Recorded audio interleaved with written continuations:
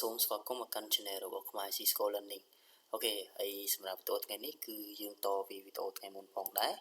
អូខេអញ្ចឹងសម្រាប់វីដេអូថ្ងៃមុនខ្ញុំបានបង្ហាញដល់អ្នកគ្នាតទៅនឹងរបៀបនៃការ download software Cisco Packet Tracer ឬក៏យើងអាចនិយាយថាវាជា simulator tool មួយដែលអាចឲ្យយើងធ្វើការរៀនតទៅជាមួយនឹងការ design network infrastructure របស់យើងតទៅជាមួយនឹងការ configuration មួយចំនួនវា similar ដូចជាមួយនឹង real best practice ដូចគ្នាអូខេអញ្ចឹងហើយសម្រាប់ថ្ងៃនេះគឺយើងតដល់ចំណុចទី3យើងនឹងនិយាយតទៅជាមួយនឹង getting to know about the software អូខេអញ្ចឹងយើងនឹងលើកយកចំណុចមួយចំនួននៅក្នុង software ហ្នឹងដែលជាញឹកញាប់តែគេអាសាប្រើខ្ញុំនឹងបង្ហាញអ្នកទាំងអស់គ្នានៅក្នុងវីដេអូថ្ងៃនេះអូខេអញ្ចឹងហើយកុំឲ្យកាត់ពេលយូរយើងនឹងចូលទៅ check ក៏ដូចជាទស្សនាដល់អ្នកគ្នាអូខេអញ្ចឹងអ្នកទាំងអស់គ្នាធ្វើការបើក software មួយដែលមានឈ្មោះថា Cisco Packet Tracer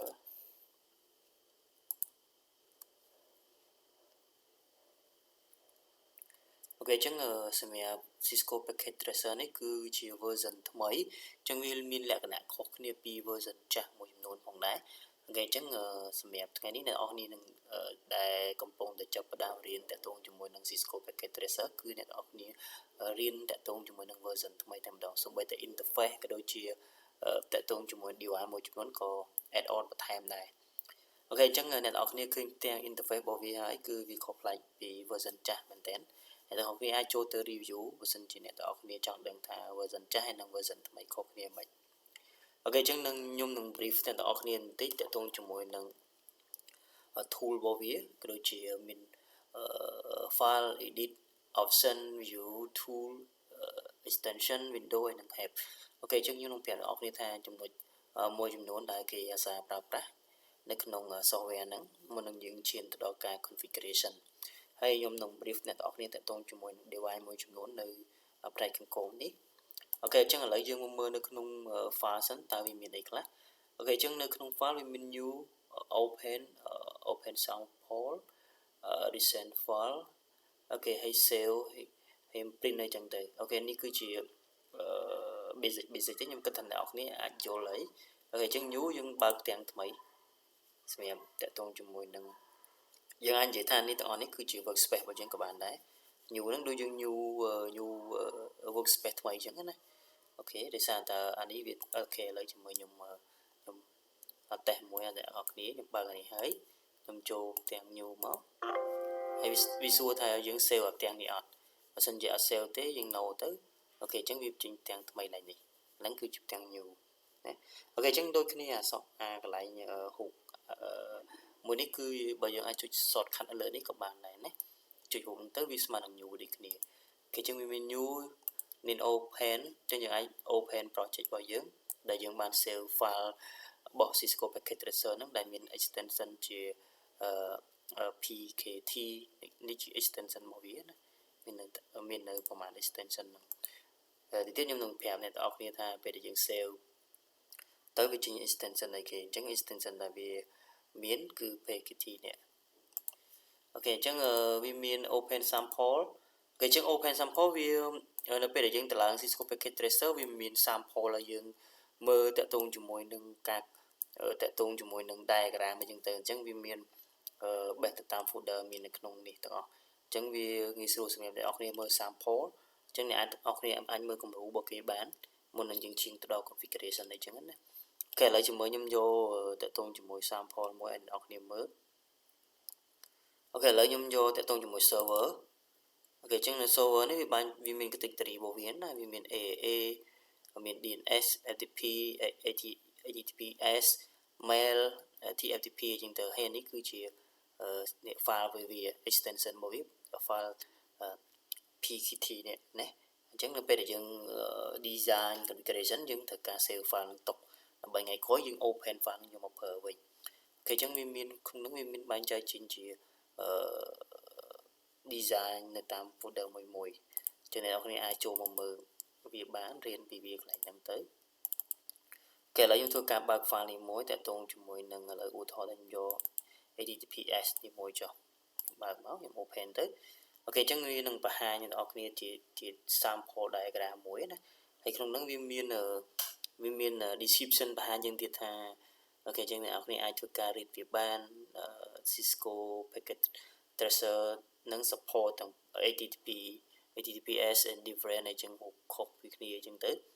ok chẳng viên miền phép chẳng tha việc đã IP và man này của the load đây chẳng tới ok chẳng nào này ai chụp mở việc ban ok chẳng IP vì lịch môi nè chẳng là lớn như một mở server ok chẳng là đi tôi vì lịch 7 nó tôi lịch môi ok chẳng nào này ai thứ ca ping việc ban chụp lớn đi mất ok chẳng nào này một mừng khổ nếu chỉ kênh vì sát sẽ là những thứ chuyện đầu tiên nào thì mới ok chẳng cònนี้chẳng nào này ai cho tôi ping direct nó không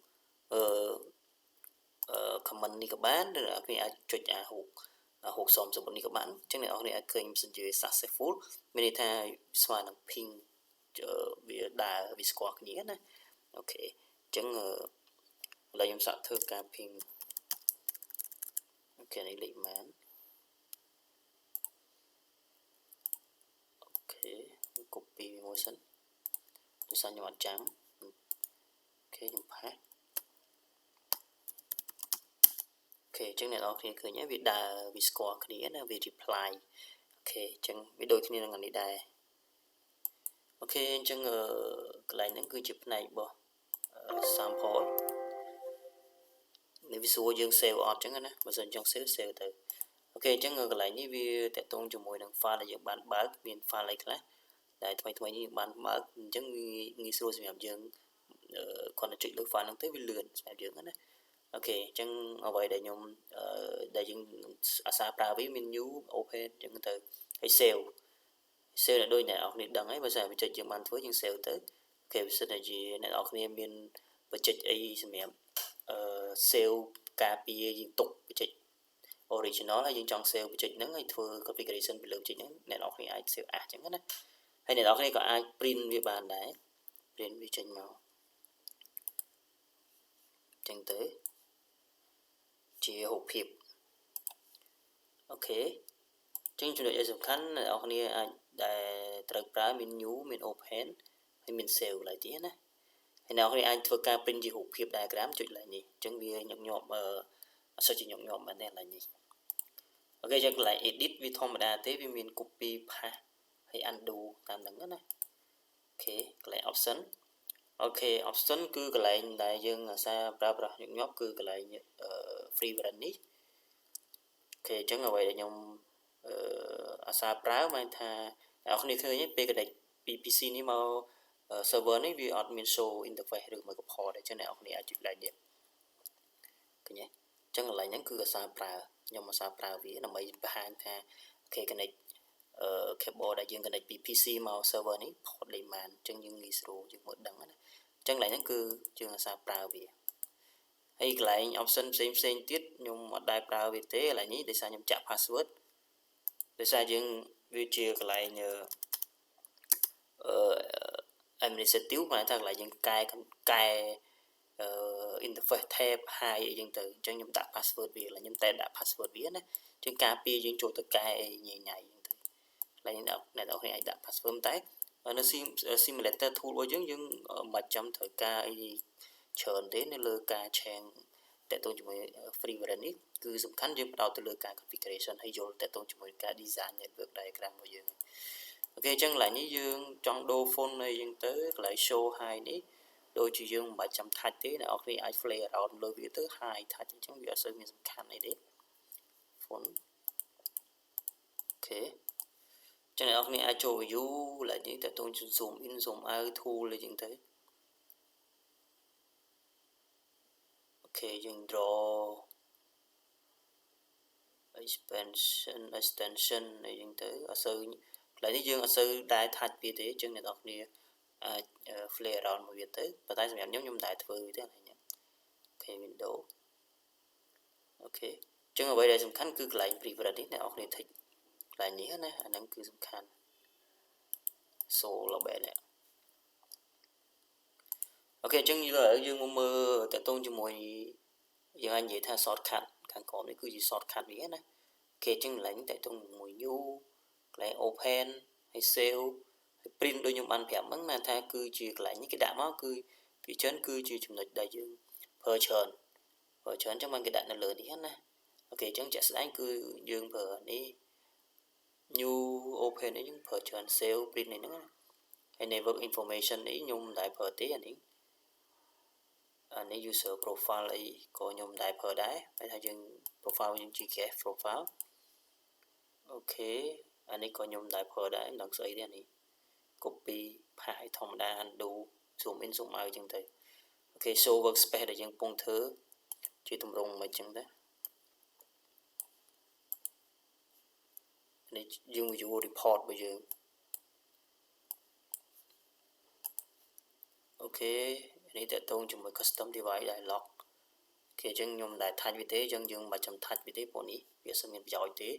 អូខេកន្លែងនេះគឺមានប្រយោជន៍កន្លែងនេះមកថាយើង select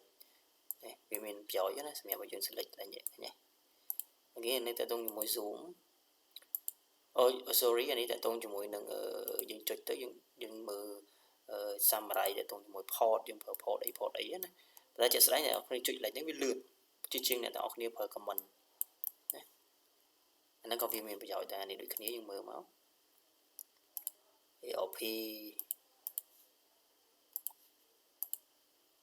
port summary port A IP លេខប៉ុន្មានអីចឹងទៅយើងមើលទៅវាលឿនឡើងហ្នឹងណាអញ្ចឹងយើងមិនបាច់ចាំចូលទៅមើលតាមរយៈយើងអាចមួយទៀតយើងអាចចូលមើលតាមរយៈ click លើវាក៏បានដែរយើងមើល IP លេខប៉ុន្មានដូចគ្នាណាអូខេអញ្ចឹងឡើយនេះ resize នេះក៏ដូចជាមិនសូវប្រើដែរអូខេអានេះយើងតិចយើងវាយតិចធម្មតាយើងបញ្ចូលយើង remark អីខ្លួនឯងណាកន្លែងនេះណាចឹងនេះយើងអាសាប្រើវាដែរពេលដែលយើងធ្វើ network diagram design network អី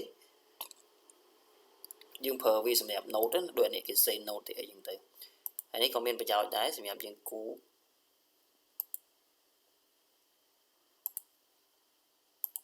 ចំពេលខ្លះយើងត្រូវការគូវាចឹងណាអ្នកនរគ្នាពេលខ្លះអ្នកនរគ្នាត្រូវការគូវាអីចឹងទៅចឹងអ្នកនរគ្នាអាចប្រើវាបានទៅលុបវិញគេចឹងអ្វីដែលខ្ញុំអាសាប្រើខ្ញុំប្រើឆុងនេះខ្ញុំ select color ចឹងទៅដោយសារពេលខ្លះយើង design មាន net VLAN អីចឹងណាចឹង block ហ្នឹង VLAN ប៉ុន្មានយើងគូវាទៅស្រួលសម្រាប់យើងដែរអូខេចឹងអ្នកនរគ្នាចង់បានវងយើងយកវងទៅមានស្អីអូខេនេះវង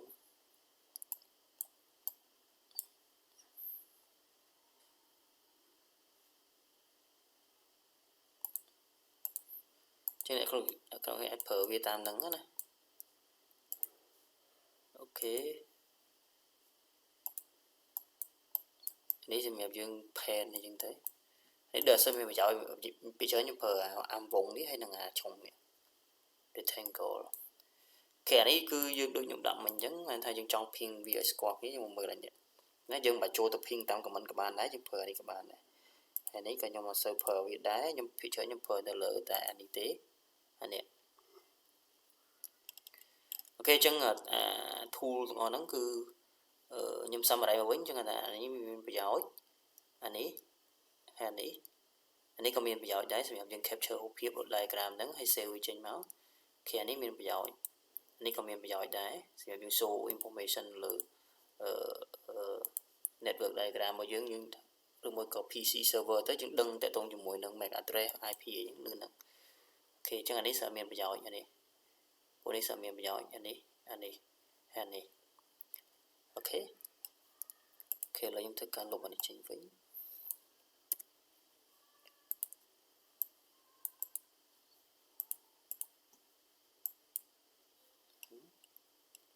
គេអញ្ចឹងអានេះគឺអ្នកនរគ្នាចុចលើវាហើយយើងចុចលើវាទៅស្មើយើងលុបណា remove ខ្សែគឺយើងប្រើហ្នឹងអូខេឥឡូវយើងមកមើលតកតងជាមួយនឹង device របស់យើងម្ដងកន្លែងនេះវាមានបែងចែកចេញជា network device អូខេឃើញ network device កន្លែងនេះ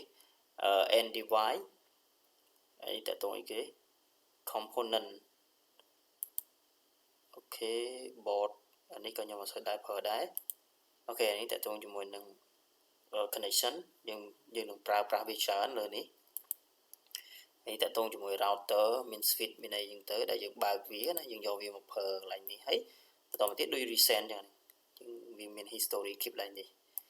ហើយនេះតើជាមួយនឹង multi user ហ្នឹងអីគេអូខេ